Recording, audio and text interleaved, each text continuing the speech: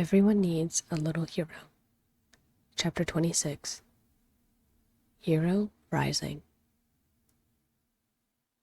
Hero was shaking in his borrowing boots. It took him 20 minutes alone to lace up one shoe. It took even longer to pack his borrowing bag and load it with his essentials. His door was firmly locked for the most of the morning. For some reason, keeping it locked seemed to keep out the looming feeling of the outside world. It didn't make sense, but it was what he was going to do until the last possible moment. Something about what Ray said to him stuck out like a sore thumb. It was an itch he couldn't quite scratch and a feeling he couldn't quite shake. Ray had said a lot of things, and some of them felt unjustified. It wasn't him who was locked in a box. It wasn't him who had been grabbed and pinched. His entire world view hadn't come crashing down on him all at once. At the same time, what Ray said made perfect sense. Hero couldn't hide in his room forever. Hero couldn't deny that it was his borrower and human friends who had come together to save him. Despite how terrible it was, Ray was right that it might have been the first time in their history that borrower and human worked together toward a common goal and had not been afraid of being captured or harmed by the ones they stood beside. Hero had done that. It was terrible, but he helped bring them together. Now, after everything, Hero felt like he needed to do at least one thing. If he never saw another human again, he needed to go and see his best friend, Sam, and thank him. Yes, Hero at the very least needed to see Sam.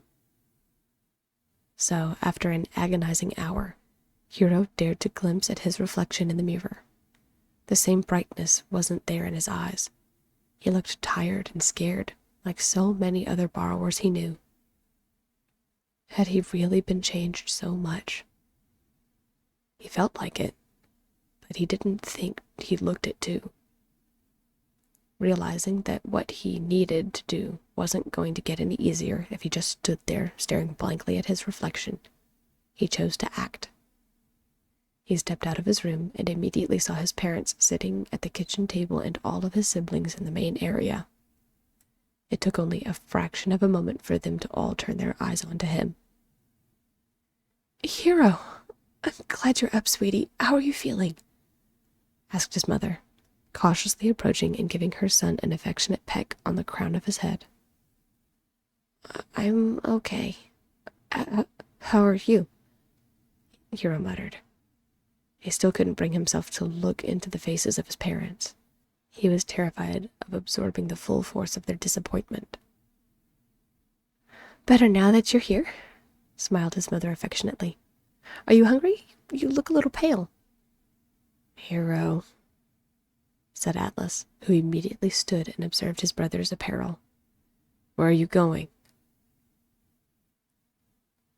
The words hung in the air for several seconds as his family slowly noticed his attire as well. They saw his hook and his borrowing bag on his back. They also saw he was dressed for borrowing out, not just going out into the community. I have some air." No, you don't," Atlas scolded. "Hero, this is exactly the kind of thing you used to say when you went out to go visit your so-called human friends. Be specific. What are you doing? Where are you going? Who are you going to go see?" "Atlas," muttered Casper. The eldest Rafter's son whipped around to look at his father in disbelief. "You can't be serious, Dad," said Atlas. "We are on the brink of losing the entire community. We've certainly lost their trust. And for what? For Hero to go play grab and go with some humans? This all started when Soren and his brothers No, it didn't," Hero interjected, feeling his voice constrict and waver as he crumpled in on himself, shoulders drawing in toward his body, into a hunched position. "I started helping the humans before they came. And yeah, I started talking to them before Soren and Ray and Dorian." So don't blame them. Hero's body shuddered as his shoulders began trembling, ejecting tear after tear from his eyes. He couldn't bring himself to continue, but he had to at least defend his friend and his family. Everyone stood tensely for several minutes as Hero continued to suppress his sobs, failing miserably with each breath he tried to take. He felt just as miserable as he knew he looked.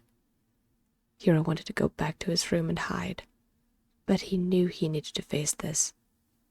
There was no way he could live up to his name if he kept hiding like a coward.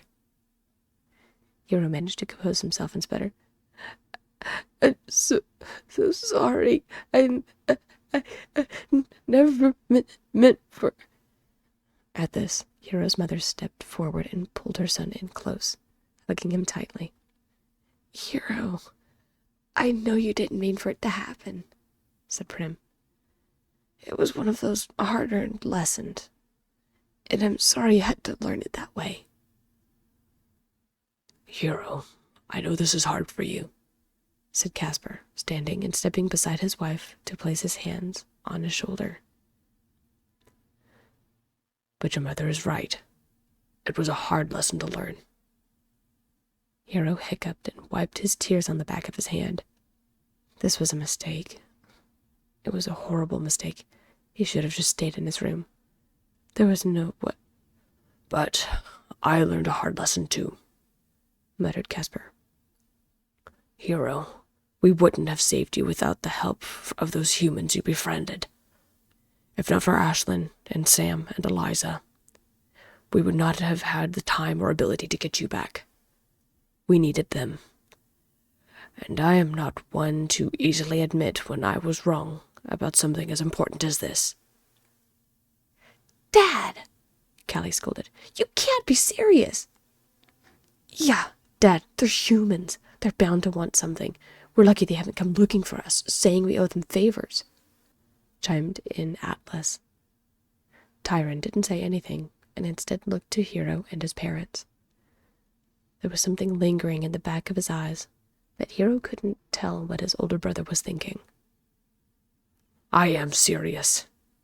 I don't like it, but the fact stands," stated Casper. "Now, Hero, answer me honestly. Were you going to see one of your human friends?" Hero looked up into his father's eyes. Yes, there was that disappointment, but there was also resolve and reassurance. Hero, for once, felt a mild relief as he realized he could tell the whole truth and not have to keep everything he believed a secret. "Yes," Hero muttered. Atlas and Callie moved to say something, but Casper held up a single finger. "Which one?" he asked quietly. Sam," mumbled Hero. "I just wanted to tell him thank you for saving me. If I never saw him again, I wanted to thank him at the very least." Casper sighed and nodded, looking back to his children and then to Hero. "Do you want me to go with you?" "What?" demanded Atlas. "Dad, you can't be serious." "It is the courageous thing to do when someone saves your life, regardless of whether or not they are human. Hero, I expect you to come right back and to not take any detours. Do you understand?" Hero couldn't believe what he was hearing. He nodded. "I promise I'll be right back," said Hero, wiping his eyes once more. "Dad!" Callie scolded. "Callie, Atlas, Tyron, I know what you're thinking, but the fact of the matter is that a number of humans know about us now. If they wanted to keep us or capture each and every one of us, they would have done so by now. It has been enough time. I can only believe that these humans are willing to protect us and keep our secret, regardless of circumstance. A friendship like that is not something you disregard easily. If it were a borrower, we would not think twice about going to thank them or invite them to take part in a meal." The same is true for these humans. If it were one of you, I wouldn't hesitate to reveal myself again to save you, especially if it were to these humans. They've earned my trust, and they should have earned yours now as well. Casper's words hung in the air like a still summer breeze. The tension was tangible, but the siblings didn't utter another word. Instead, Hero dared to hug his mother again and take a bold step toward the door. He spun on his heel and looked into his parents' eyes. I don't know what to say. I'm sorry, but thank you. His parents nodded slowly, and, without another word, Hero turned and headed out of the front door. It took a little longer than Hero thought to make it to Sam's home. Was it because he was still in shock from what his father said? Was it because he was feeling the weight, literally, of what he was about to do? He remembered how excited he was when he first became friends with Sam. It felt like a lifetime ago. It didn't matter now. What mattered was what he was going to do when he saw Sam. Hero felt ashamed and embarrassed the last time he was near Sam because he flinched and cowered away at the hand that once saved his life when his belaying line broke. Hero didn't even realize he had stopped walking. The familiar trim crack was directly in front of him, but the borrower teen didn't even register it until he heard Sam's familiar voice from the other side of the wall. "Don't worry, Mom, I'll get it done before bed," said Sam. Just hearing a human's voice so close made Hero shudder and want to retreat back into the walls. All he could hear was Lily's voice asking him questions before prodding his body. Hero shuddered. His ribs had only now begun to recover, and the bruises were barely visible now. Hero took a half of a step back when he heard Ray's voice in his head once more. Then that little voice that once encouraged him piped up for the first time. "Sam is your friend. You can trust him. You've trusted him for so long. Don't lose your best friend now because you're scared. If you leave now, you might as well never see another human again." Hero took a deep breath and held his ground, taking that half step forward once more. For Sam. Hero carefully pulled at the trim piece and peered outside, taking care to check his surroundings before lowering himself to the dresser top. He crouched low, feeling his hands shake as he clutched his hook close to his hip. His heart pounded dangerously fast against his chest. This was it. Sam would be the first human Hero had seen since the incident. With caution, Hero peered over the edge of the dresser and glanced down to the desk and then to the bed where, sure enough, Sam was sitting there working on his homework. He had one book in his lap, one in his hand, and one more book with lined paper and a pencil as he wrote on the pages. He seemed to be deep in thought, and Hero wondered if now was a good time to say anything when Sam sighed and, as the fates would have it, looked up longingly at the piece of trim that Hero had just used. Hero had closed it behind him, but it didn't stop Hero from recognizing that sad look Sam gave it. The boy's shoulders visibly sagged as he looked at the trim. He was sad. Hero saw it in a flash. Sam missed him.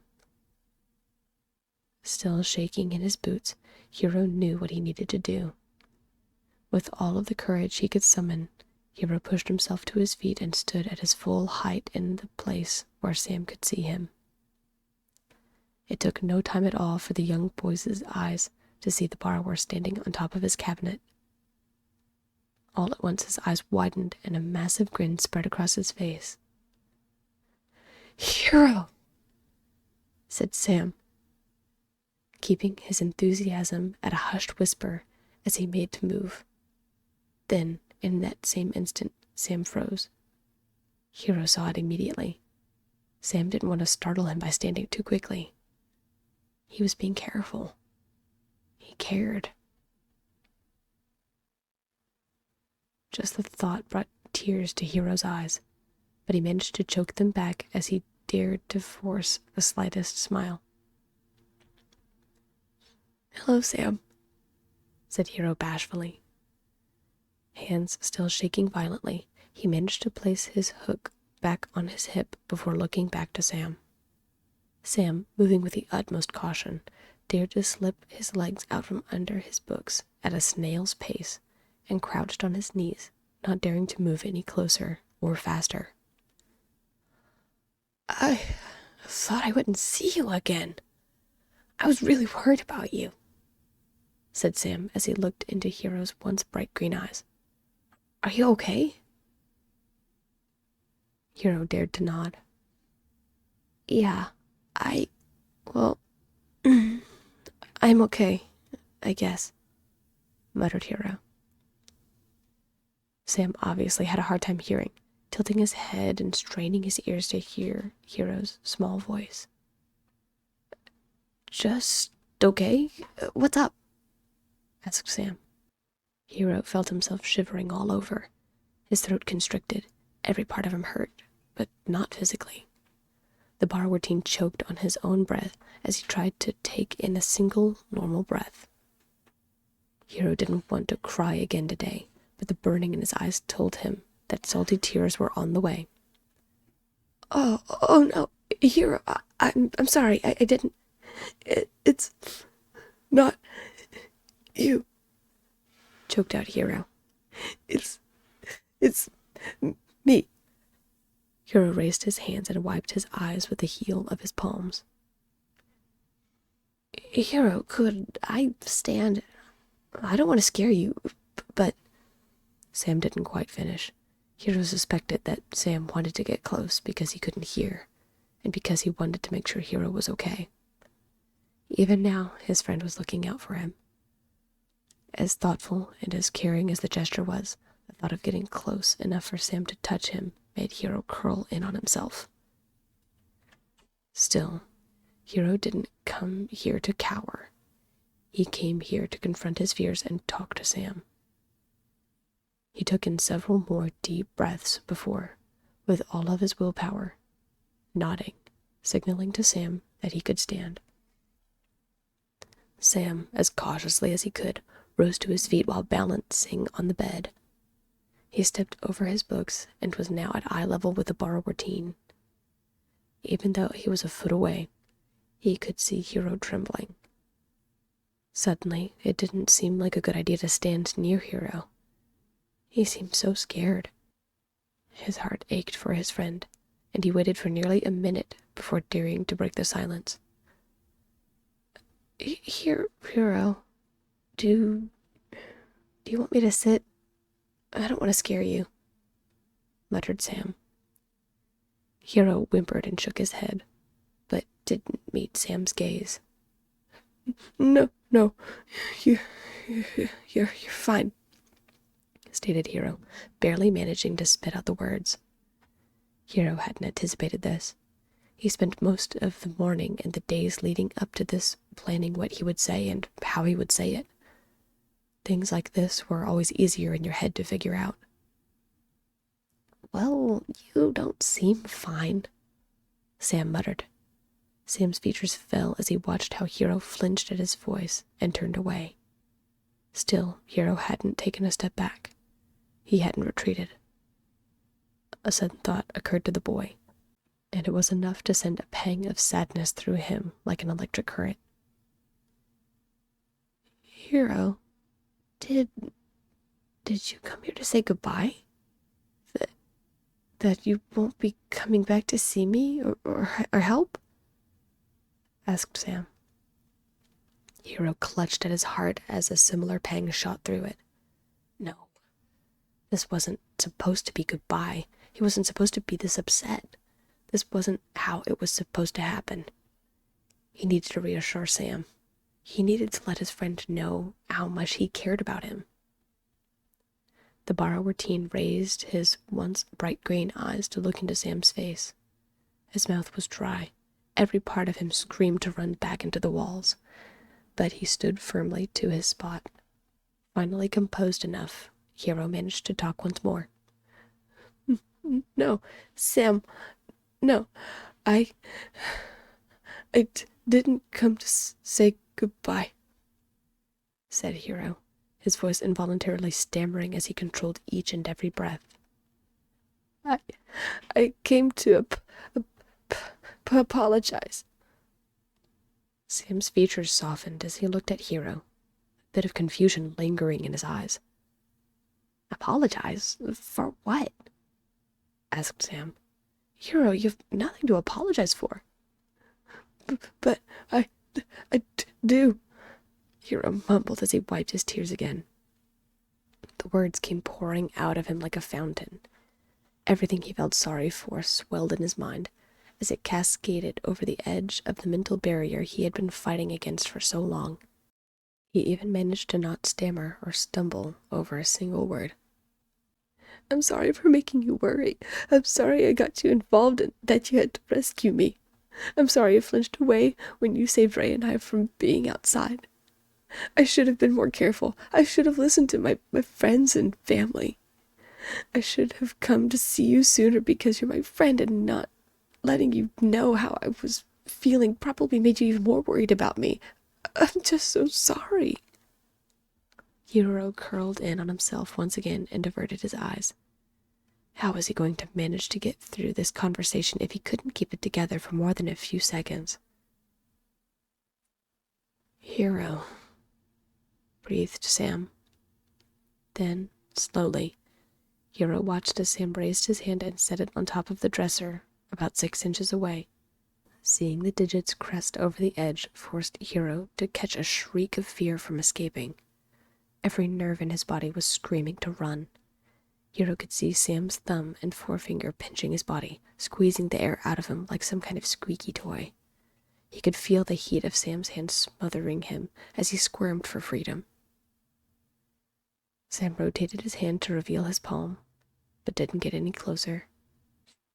Hero could just make out the swirls of Sam's fingerprint from where his hand rested.